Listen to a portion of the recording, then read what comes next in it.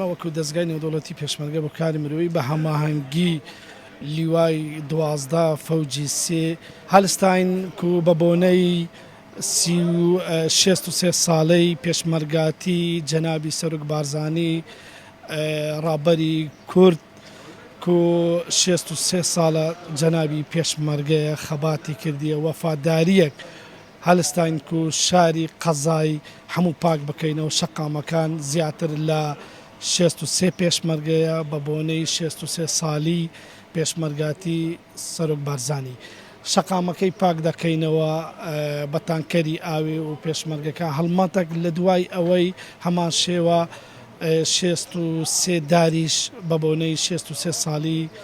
خزمەتکردنی سەرۆک بارزانی ڕابەری کورد مەرجعی هەموو کورد و کوردستان 63 داریش لە پاش ئەم چالاکی ئینشاءڵڵا دەچێنین چونکە دارچاندن و ژینگە پارێزی ئەرکێکی پیرۆزە واجبە لەسەر هەمومان شارەکەی خۆمان خۆش بوێت پاکی بکەینەوە. بەردەوام دەبی تاکوێ دەچێت. بەڵێ لە کۆتایی بلین کۆتایی شەقام لە ناو سنتەری شار هەتا کۆتایی شەقام هەموو شارەکەی پاک دەکەینەوە دەشۆین بلین.